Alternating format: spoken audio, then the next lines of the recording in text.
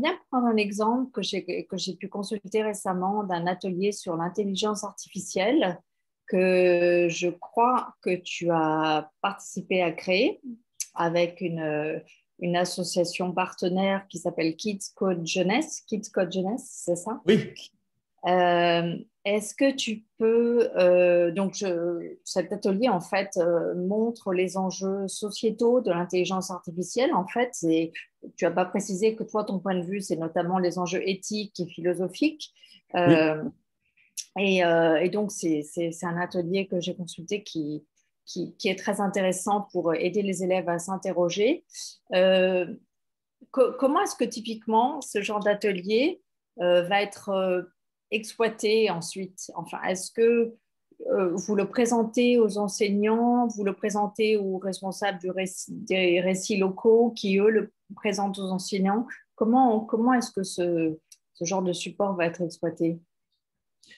Pour l'atelier Kids Code Jeunesse, dans le fond, c'est un organisme avec lequel on collabore, qui, eux, offrent directement les ateliers soit aux profs. Ils regroupent plusieurs enseignants qui, eux, veulent le faire après ça à leur manière. Donc, ils vont leur montrer, leur donner des trucs, puis ils peuvent le faire dans leur classe. Mais des fois, ils vont l'offrir aussi directement aux élèves. Donc, Ah, les enseignants peuvent, surtout à distance, ça, c'est encore plus facile là, de faire plusieurs écoles par jour. Donc, c'est souvent qu'ils vont donner l'atelier aux élèves en soi.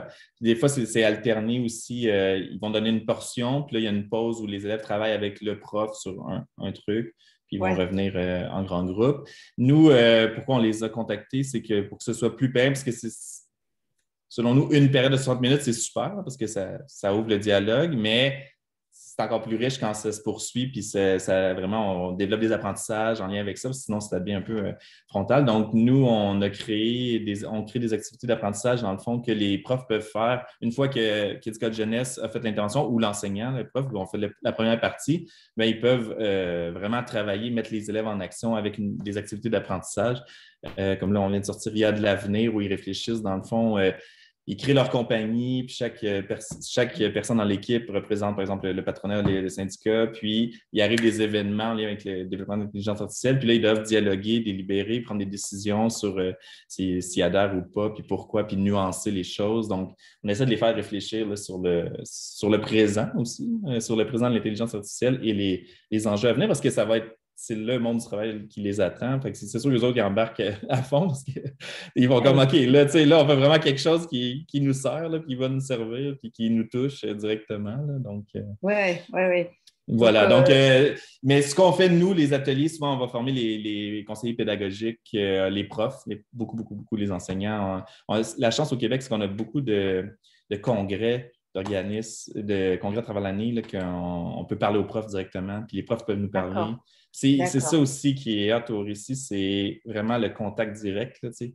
Ils savent qu'ils peuvent nous rejoindre, nous écrire par courriel, mais sur Facebook, sur Twitter, tu sais, on répond super vite. Fait qu'il y a ce dialogue-là entre les profs. On envoie sur nos réseaux, nos activités, ils nous donnent leur rétroaction, on corrige, on aligne, on va le tester en classe.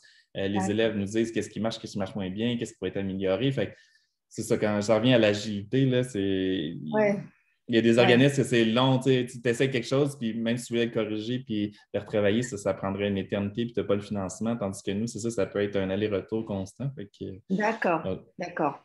Ah, ça c'est intéressant. Oui, j'avais pas compris que cet atelier était même donné par Kids Code Jeunesse parce que moi, j'avais l'impression qu'ils étaient très axés ateliers sur la création d'algorithmes, de robotique. Donc, je savais même pas que c'était un atelier que Kids Code Jeunesse pouvait donner directement.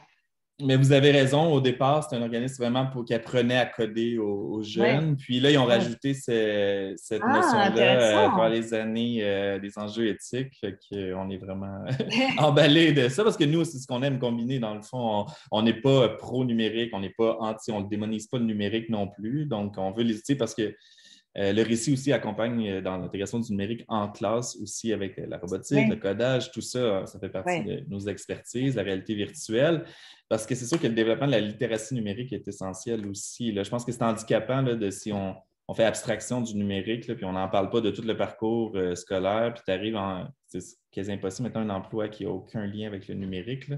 ouais. Donc, tout ça, pour nous, ça se développe en symbiose simultanément, puis on construit des citoyens. Puis nous autres, c'est vraiment dans l'autonomisation, là, qui est notre traduction de Ouais. empowerment. Là. Dans le fond, c'est de redonner du pouvoir d'action aux Ouais. citoyens, aux jeunes, puis Ouais. qu'ils prennent leurs décisions. C'est plus périn quand ça vient d'eux que quand c'est imposé par le parent, Ouais. par la direction. Voilà. Bien sûr. Et alors, pour conclure, là, tu me parles d'enseignants avec qui tu es en relation. Je ne sais pas quelle proportion des enseignants ça va représenter, mais est-ce que tu peux parler des éventuelles difficultés du récit, notamment en termes d'adoption du numérique par une partie des enseignants? Oui, oui, c'est un défi. Dans le fond, c'est ceux que les équipes écoles souvent appellent les résistants. Donc, ceux qui, l'école en bac se lance, puis il y en a qui sont plus, c'est ça. Puis, non, il y a mieux faire comme il faisait il y a 15 ans. Mon collègue Benoît Petit travaille à des ateliers justement sur comment composer avec la résistance, puis c'est vraiment intéressant comment il le traite, puis il fait réaliser à quel point tu auras beau dialoguer ou argumenter, c'est vraiment dans le ressenti, dans l'affectif. Il y a une part d'affectif qui est très importante là-dedans, Oui, de se mettre à l'écoute, d'arrêter de les appeler les résistants déjà, oui, d'aller à l'écoute de leur réalité, puis de leurs oui. besoins, puis de penser comme ça, c'est vraiment plus gagnant pour, c'est ça, donc de ne pas se les opposer ou de les dénigrer ou quoi que ce soit. Je ne pense pas que ce soit l'approche à prendre. Mais c'est sûr que là, dans les équipes scolaires, il va toujours avoir une ou deux personnes qui sont moins comme allons-y à fond, donc ou par peur parfois, il y a toujours plein d'excuses, pas d'excuses, mais de réalités différentes, puis il faut accepter ça.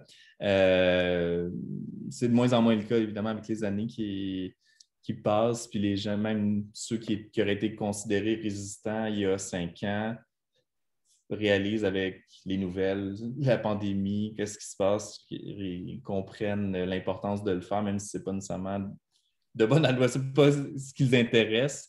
Ils réalisent l'importance de le faire pour la prochaine génération. Puis ils voient aller leurs élèves aussi. Là, donc, ils savent dans quel monde ils vivent, puis leur réalité, puis ils réalisent l'importance de. Tu mets les défis, sinon. On manque de temps. On voudrait en faire plus tout le temps. Le défi, c'est les 24 heures par jour. Oui, bah ça, c'est vrai que ça arrive relativement souvent dans les organisations, mais là, je comprends le défi en effet, ouais. Surtout pour accompagner les enseignants mieux et plus, parce que c'est quand même. Oui, puis semaine après semaine, il y a de plus en plus de gens qui embarquent. On est super heureux, on est emballé, c'est fantastique.